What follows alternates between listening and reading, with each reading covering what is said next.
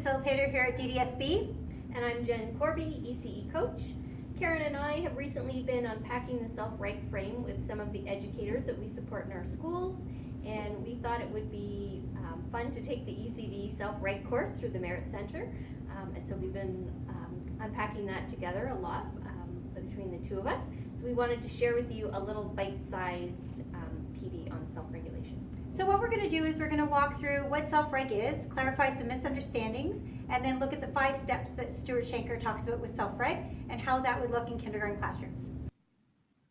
Wanted to start with a definition of what is self-reg. So self-regulation is concerned with how we manage stress and energy and how we recover from the expenditure of energy required to deal with those stressors. Whereas compliance is concerned with being afraid or avoiding punishment for obtaining a reward. So when we're asking them to sit crisscross, we're actually asking them for compliance.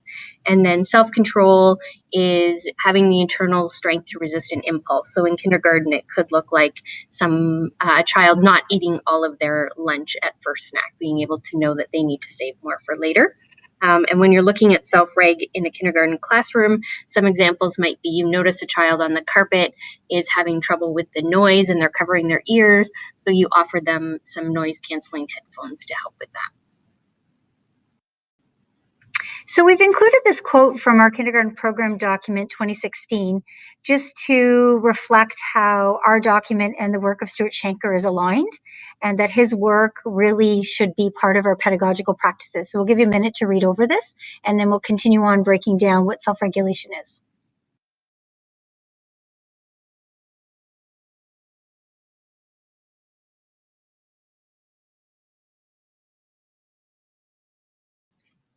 So we're going to unpack a little bit of what the self-regulation frame wants us to do as educators for our youngest learners.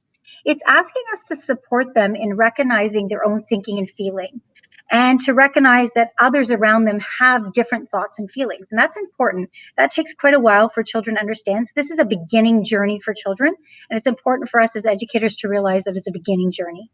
The other piece is around that self-regulation. Self-regulation in kindergarten is actually co-regulation. So children at the age of 3, 4, and 5 are not developmentally ready to self-regulate. They can't understand and recognize when their bodies are calm, focused, and alert, or when their bodies are dysregulated. So it's our job to help them identify that and begin learning how to put strategies in place to support self-regulation, which takes many, many years to embrace a mindset of. So optimal self-regulation in kindergarten is really the educator and the child working collaboratively to identify when a child's body is calm, focused, and alert. So we have to really pay attention to our children and look at those moments when we see that optimal moment of learning and recognize with them, oh, how does your body feel right now? What's happening? What are you thinking? You seem really calm. So they can over time begin to label that feeling. We also want to focus on helping them recognize stressors. And we're going to talk a little bit more about what stressors look like for our 3, 4, and 5-year-olds, but it's pointing them out. You know, as we gave an example of the child who the noise is bothering them, so they put their hands over their ears. That's a perfect opportunity for us to step in and say, oh, your hands are on your ears. Is the noise bothering you? Is that causing you stress? What can we do to help you? And then we offer them headphones as a choice. And all those little conversations and relationships that we have with children help them build that understanding to down the road eventually self-regulate. Offers us 5 steps to support children in the process of self-regulation. And even though it's a 5-step process, it is really a mindset. It is shifting our thinking and looking at the why of what we are seeing in front of us. So why is this behavior happening, and what can we do as educators to help children return to calm so that they are ready to learn? So we thought we'd make this part visual and concrete. We wanted to kind of bring it back to the idea of kindergarten and the children in our classroom. So we want you to imagine that this is Billy in your classroom.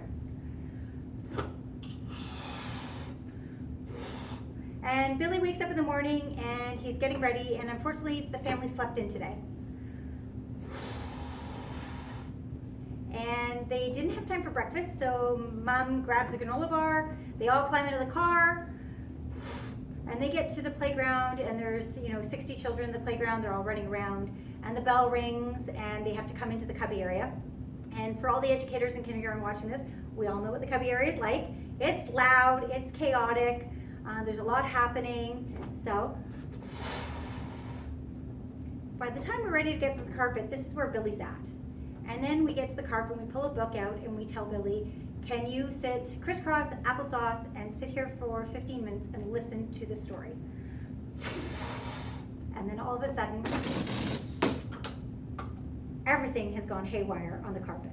Billy is hitting people, punching people, or rolling around, quite upset. So we really want you to take this situation with Billy and let's walk through it with a self-reg lens. So the first thing we have to do is... Okay, so the first thing we're going to do is reframe the behavior. So we want to know, is this a stress behavior or is this a misbehavior? So a misbehavior is that when the child could have done something differently, could have made another choice, and he was capable of acting differently. Whereas when we look at stress behavior, the child is not fully aware of what they are doing. They have a limited capacity to act differently because their stress is so high. So the challenge that we have now is trying to figure out whether this is a misbehavior or a stress behavior. So we've identified that the situation with Billy is a stress behavior. So the next step is step 2, to recognize the stressors. So Stuart Shanker has put the stressors into 5 domains: biological, emotional, social, pro-social, and cognitive. Let's look at the situation with Billy and break down the things that might have been causing him stress. We said that they were running late, so he had to have a granola bar in the car. So he might have been hungry. He might have been tired. If they were running late, he was probably sleeping in. Then he got to school, and we got into the lineup to come in and the cubby area, which invites a lot of noise, a lot of heat. Then there's that engaging with peers, navigating the small space of the cubbies. And then we brought him to the carpet, and we asked him to attend to a story for 15 minutes. All these are examples of the stressors from those 5 domains. If we proceed with the mindset that these stressors were overloading Billy, the next step would be to reduce those stressors.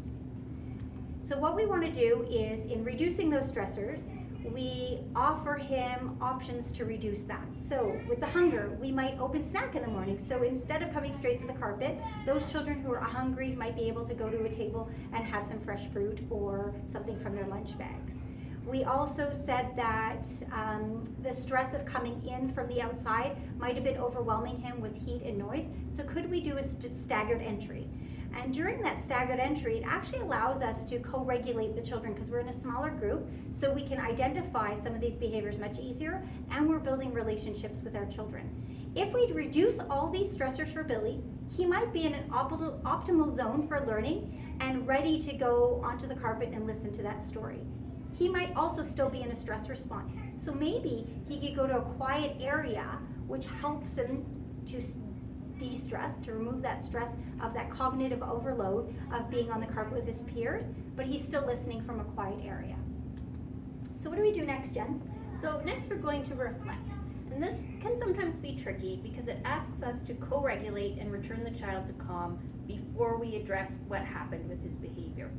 So we do this because under a stress load, children's brains are not ready to learn. It would be like Charlie Brown's teacher in the wah, wah, wah, like he's not listening to you, he's not taking anything in. So once Billy has returned to calm, now you can quietly sit with him, talk to him about what happened, how he's feeling now, and because we've identified this as a stress behavior, we're not going to implement any kind of consequences. We're not going to give Billy a timeout. We're just going to talk to him about what happened because we know he was not capable of doing anything differently. So the focus is beginning to build an awareness of Billy's stress, so helping him understand what he was feeling, and beginning to lay that foundation for self-reg. So now we're in step 5. So we're going to respond and set the stage for calm. So we've identified some of the stressors for Billy, and we talked about that with noise and hunger and those pieces, and we're going to embed practices that create a sense of calm for him. So looking into the future, so how he can have a better morning the next time. So all those things we identified as stressors are going to be put into place. So we're going to watch when Billy is then in a state of calm, and we're going to notice and name that for him and create more moments like that, which allow him to refill his tank. So coming in at a staggered entry, maybe being able to have those morning snacks, that's now going to be a future practice to help reduce those stressors for children coming in the classroom. Thank you so much for joining Karen and I today on our self-reg journey. If you have further interest in self-regulation, visit the Merit Center at selfreg.ca or check out these great books, also by Stuart Shanker.